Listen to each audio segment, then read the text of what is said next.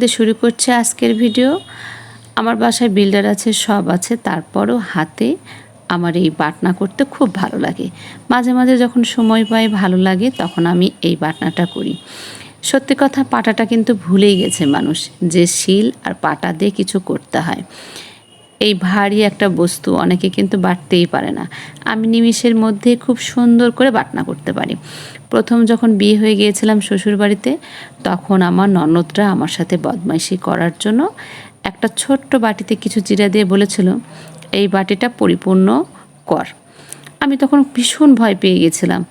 এতটুক একটা জিরা আর আমি এত বড় একটা বাটি কীভাবে ভরাবো। আসলে তখন তো অল্প বয়স ছিল, বুঝতে পারিনি যে একটু জল বেশি করে দিয়ে বাটনা বাটলেই ভরে যাবে। তারা টেস্ট করছিল আমার বুদ্ধি কতটা।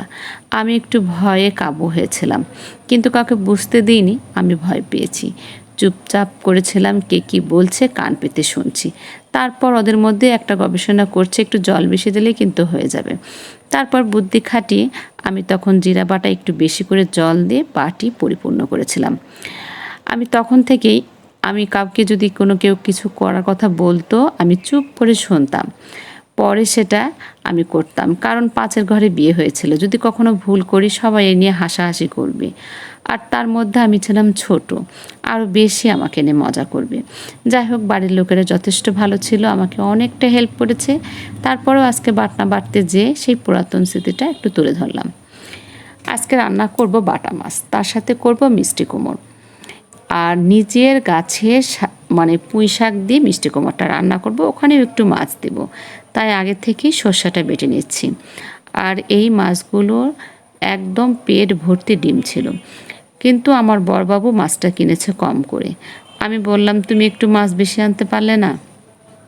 ছোট ছেলে তো, একটু খিদে লেগে যায়, স্কুল থেকে এসে একটু খাবার খেয়েছে, আর এই আমটা তার খুব প্রিয়।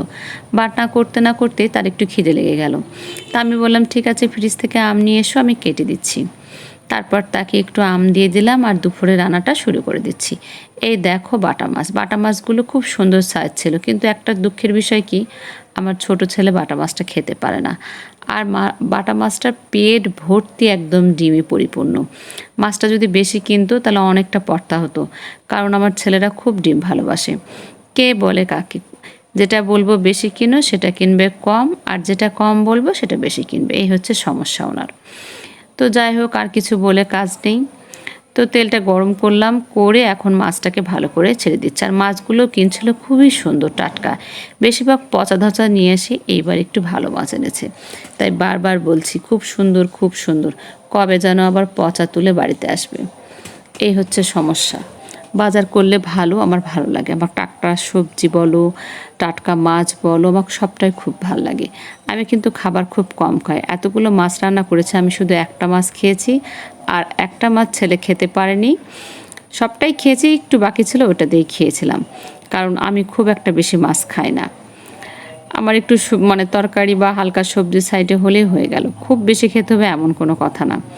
তো মাছগুলো আমি গোটা গোটা রান্না করেছিলাম। মাছগুলো কিন্তু অনেকটা বড়, দেখতে হয়তো ছোট লাগছে, কিন্তু অনেকটা বড় মাছগুলো, যা আমার গাবলা কড়াই একদম ভর্তি হয়ে গেছিল।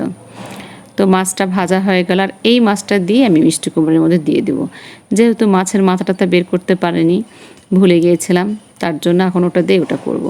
তো প্রথমে আমি একটু জিরা সম্বারা দিলাম, তার মধ্যে হলুদ, লবণ, স্বাদ মতো ঝালের গুঁড়ো, কাঁচা লঙ্কা ফোড়ন দিয়ে সর্ষেটাকে কষিয়ে নিচ্ছি। আর একটা ক্রেডিট কি জানো, আমার এই হাতের সর্ষে বাটাটা খুব টেস্টি লাগে খেতে। নিজে রান্না করি তার জন্য না, অনেকের কিন্তু আছে রান্নাটা খুব টেস্টি হয়। আমার সর্ষে বাটাটা খুব টেস্টি হয়, অন্য কোনো রান্নায় বলতে পারবো না, তবে সর্ষে বাটাটা খেতে দুর্দান্ত হয়। রান্নাটা সেদিন খুব ভালো হয়েছিল, তবে মনটা একটু খারাপ ছিল, কারণ যার জন্য এত কিছু রান্না সে ব্যক্তিটা খায়নি।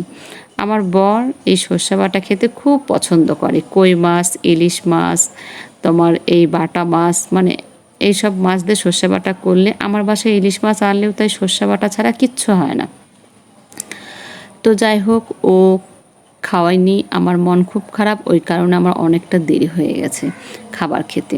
তারপর একটু মিষ্টি কুমড়ো নিয়ে এসেছিলো। মিষ্টি কুমড়োটা কতকটা বাঙির মতো, মনে করলাম স্বাদ লাগবে না, অবহেলা করেছি, তার স্বাদ অনেকটা বেশি হয়েছে।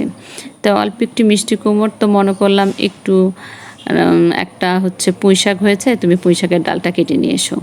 প্রথমে শুধু মিষ্টি কুমড়োই করতে চেয়েছিলাম, তো তুলে দিয়ে দেখি যে অল্প একটু, পরে আবার পুঁই শাক নিয়ে এসে প্রেসারে সিটি দিয়ে আমি এখানে দিয়েছিলাম। খুব খেতে দুর্দান্ত হয়েছিল, টেস্টি, এত ভালো। পরে বিকালে বললাম যে ঠিক আছে, তুমি তো দুপুরে খাওনি, তাহলে রুটি দিয়ে একটু মিষ্টি কুমড়োর তরকারিটা খাও। আর তার মধ্যে একটা মাছ দিয়েছিলাম, আরও স্বাদটা দ্বিগুণ হয়ে গিয়েছিল। সত্যি কথা বলতে কি, অনেক সময় হাতের রান্না, নিজের হাতের রান্না নিজেই বিশ্বাস করতে পারি না, এত স্বাদ হয়। তো এখানে আমি প্রথমেই দিয়ে নিচ্ছি, তেলটা গরম করে নিলাম, সর্ষের তেল, তাতে দিলাম গোটা জিরে আর কাঁচা লঙ্কা ফোড়ন দিয়ে এখন মিষ্টি কুমড়োটা ছেড়ে দেবো। যেহেতু একটু আগে রান্না তুলে দিয়েছিলাম, হলুদ লবণ দিলাম। আমি তো মনে করেছিলাম শুধু মিষ্টি কুমড়োই রান্না করব, কিন্তু মিষ্টি কুমড়ো রান্না করে দেখছি যে একদম কমে গেছে।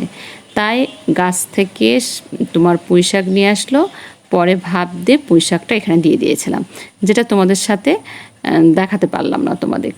তো আমার পুঁই শাকটা এদিকে হচ্ছে, আর এদিকে বাকি সব কাজ করে নিচ্ছি টুকটুক করে। আজকে আমি কাজ করতে যেয়ে শরীরটা একটু খারাপ হয়ে গেছিলো, যেহেতু পাটাতে বাটছি, ব্যথার শরীর আমার, ওই পাটা নামানো ওঠানো করতে যে শরীরটা আবার সেই পুনরায় আবার একটু অসুস্থ হয়ে পড়লাম।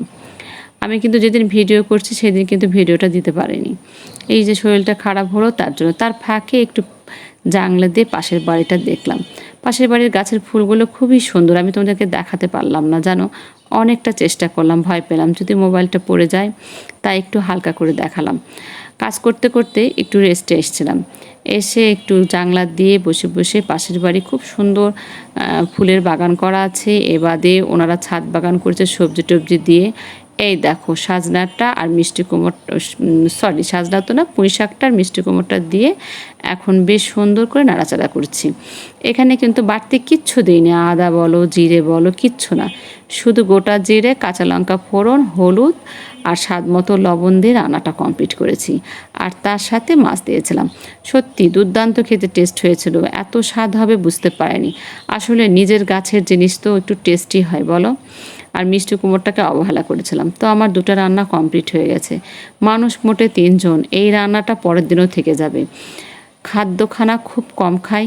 এই যে দেখো 6টা মাছ রান্না করেছি, সবটাই বড় বড়, তার সাথে এতগুলো মিষ্টি কুমড়োর তরকারি। আমি আর আমার ছেলে খাবো, ছেলে